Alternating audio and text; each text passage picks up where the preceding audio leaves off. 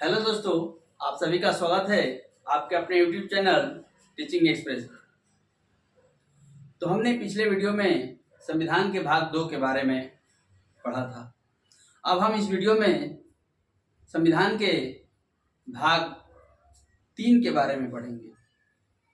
भाग 3 में हमारे मौलिक अधिकार का उल्लेख है, जो अमेरिका के संविधान से लिया गया है। इसे मैग्ना कार्टा भी कहा जाता है। मैग्ना कार्टा शब्द का प्रयोग सर्वप्रथम इंग्लैंड के राजा जॉन किंग ने सामंतों के दबाव में आकर किया था। मौलिक अधिकार जो है हमारे देश में लोगों को एक नैसर्गिक अधिकार है।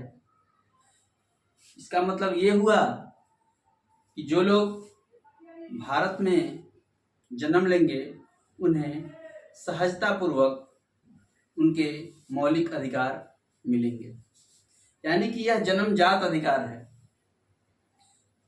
इसके लिए हमें कोई धरना प्रदर्शन या कुछ करने की जरूरत नहीं है। जो भारत में जन्मेंगे उन्हें भारत के मौलिक अधिकार प्रदान किए जाएंगे। तो ये जो है हमारा मौलिक अधिकार है, अनुच्छेद 12 से 35 तक है। 12 से 35 तक मौलिक अधिकारों के बारे में पढ़ना है। तो हम आपको बताएंगे कि मौलिक अधिकार में कौन कौन से अनुच्छेद है। अब हम इसके तहत अनुच्छेद 12 को पढ़ेंगे। 12 में लिखा गया है कि यह राज्य को परिभाषित करता है। अब यहाँ हम राज्य को समझेंगे। राज्य क्या है? राज्य का मतलब यूपी, बिहार, झारखंड तक ही सीमित नहीं है।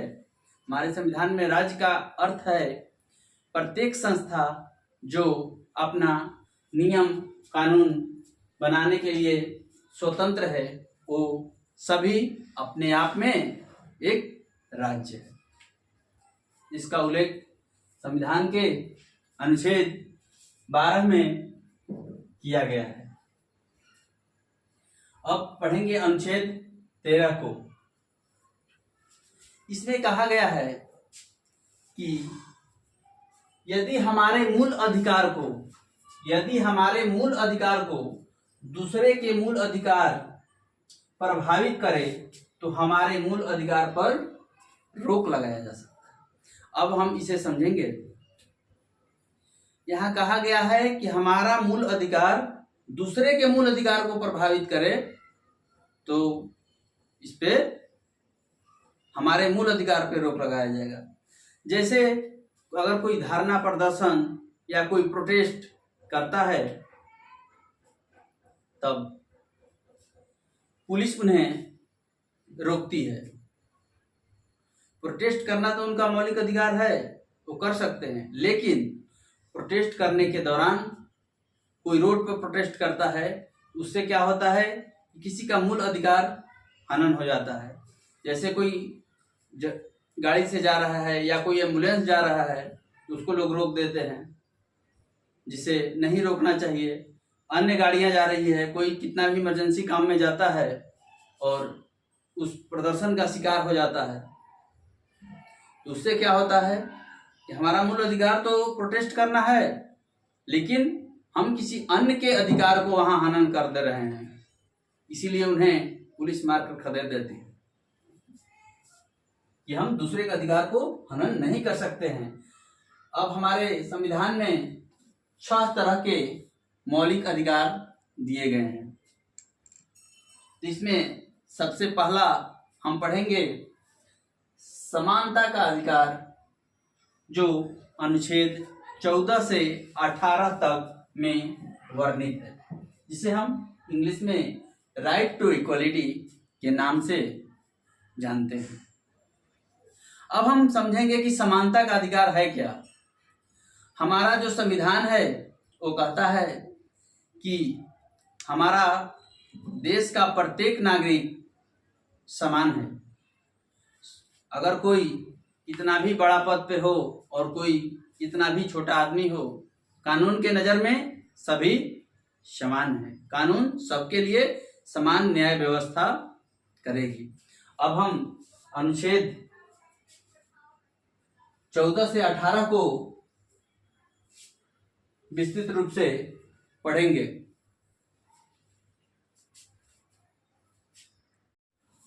अनुच्छेद 14 में हम लोग पढ़ेंगे। अनुच्छेद 14 में ये उल्लेख है कि विधि के समक्ष समानता, विधि के समक्ष समानता यानी कानून के नज़र में सभी समान हैं। हमारे देश में जितने भी लोग हो, जैसे कोई कितना भी बड़े पद पर क्यों ना हो, उनके लिए भी हमारा जो संविधान है वैसा ही रहेगा जैसा कि हमारे देश में जो निम्न तबके के भी लोग हैं उनके लिए। यानी हमारे देश में जो है कानून सबके लिए समान है। यह व्यवस्था ब्रिटेन के संविधान से लिया गया है। अब हम लोग पढ़ेंगे अनुच्छेद 15। जाति, धर्म, लिंग, जन्म स्थान के आधार पर सार्वजनिक स्थान पर भेदभाव नहीं किया जा सकता है। कहने का मतलब ये हुआ कि अगर किसी का जन्म कहीं और हुआ है, कोई किसी अन्य धर्म में जन्म लिया हो, तो उसके आधार पर हम सार्वजनिक स्थान पर कोई भेदभाव नहीं कर सकते हैं। यह हमारे कानून के विपरीत होगा। अब हम लोग अनुच्छेद 16 को पढ़ेंगे। अनुच्छेद 16 में है लोक नियोजन में अवसर की स्वतंत्रता। इसका अर्थ ये हुआ कि लोक नियोजन अर्थात इसको हम लोग समझेंगे सरकारी नौकरी के माध्यम से। सरकारी नौकरी में है कि सबको समान अधिकार है हमारे देश में सरकारी नौकरी पाने का।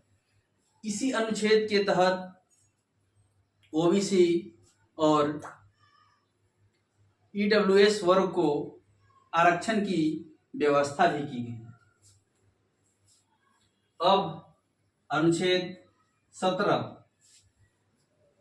अनुच्छेद 17 में है अस्पृश्यता का अंत। यानी अस्पृश्यता का अर्थ होता है छुआछूत। हम किसी के साथ छुआछूत का व्यवहार नहीं कर सकते हैं। किसी को ये नहीं बोल सकते हैं कि तुम इस जाति से हो, तुम हमको नहीं छू सकते हो, या यहाँ नहीं बैठ सकते हो, या कहीं नहीं जा सकते हो। यही हमारा छुआछूत है जो पूर्व में काफ़ी व्याप्त था। अब इस अनुच्छेद के माध्यम से हम लोग छुआछूत व्यवस्था को खत्म करने में सफल हुए हैं। अब पढ़ेंगे अनुच्छेद 18। अनुच्छेद 18 कहता है कि उपाधियों का अंत। हम कोई वैसा उपाधि नहीं रख सकते हैं जिससे हमारे समाज में असमानता पैदा हो। लेकिन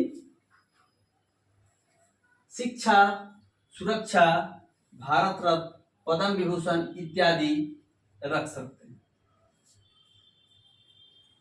पद्म विभूषण, भारत रत्न का उपाधि जो है कोई भी रख सकता है। लेकिन अगर विदेशों से कोई उपाधि मिल रही हो तो उसके लिए हमें अपने राष्ट्रपति से अनुमोदन लेना पड़ता है। उनके अनुमोदन के बाद ही हम किसी भी उपाधि को स्वीकार कर सकते हैं, अन्यथा नहीं। अब ये हमारा अनुच्छेद 18 खत्म हुआ। अब हम लोग अगले अध्याय में यानी अगले वीडियो में अनुच्छेद 19 के बारे में पढ़ेंगे। तब तक हम आप सभी से रिक्वेस्ट करना चाहते हैं कि हमारा ये वीडियो आपको पसंद आया तो हमें लाइक करें, हमारे चैनल को सब्सक्राइब करें और कमेंट करें। Thank you very much.